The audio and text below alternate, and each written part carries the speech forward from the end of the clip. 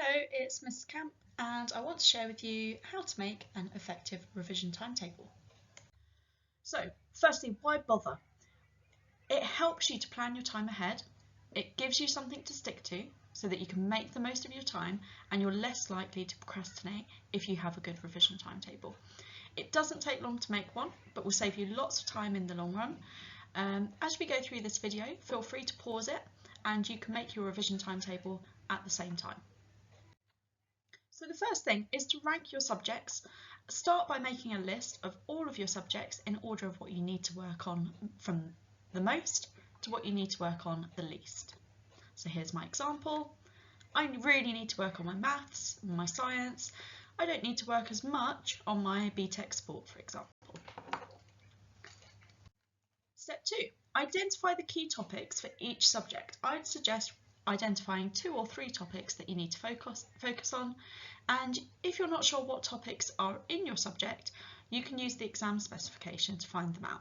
So for example, in maths, I need to work on circle theorems and surds.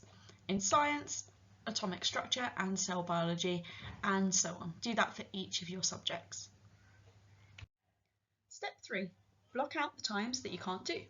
Get rid of any times that you know that you can't do, for example, if you know what time you have dinner or if you do any clubs. So you can see on my example, I've blocked out lunchtime and I've blocked out a couple of afternoons or early evenings where I have some clubs. This is going to help you keep your revision timetable as realistic as possible and help you stick to it. Step 4. Place and space your topics. So we know that you forget information after a couple of days, so that you need to revisit the same information.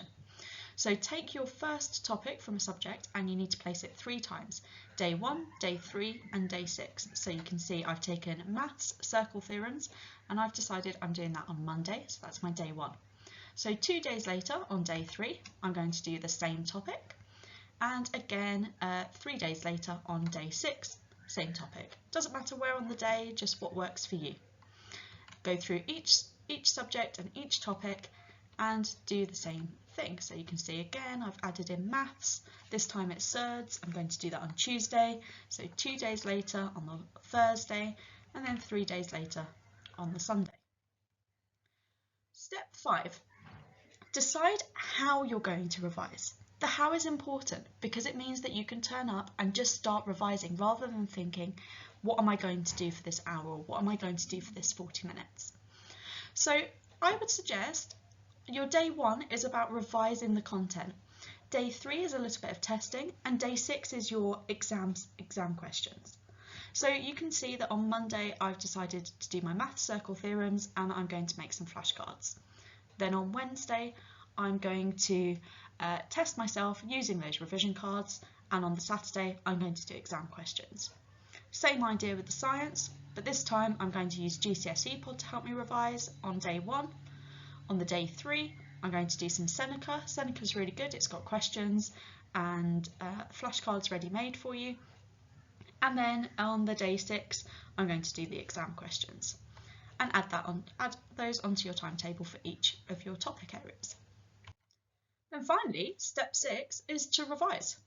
So I would suggest sharing a copy with whoever's at home because that will help you stay on track. They'll go, oh, aren't you supposed to be revising this now? Try and revise little and often, particularly over summer.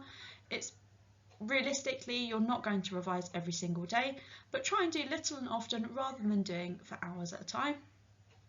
Give yourself lots of breaks and rewards. Try and get some fresh air, do some exercise, do things that you enjoy doing.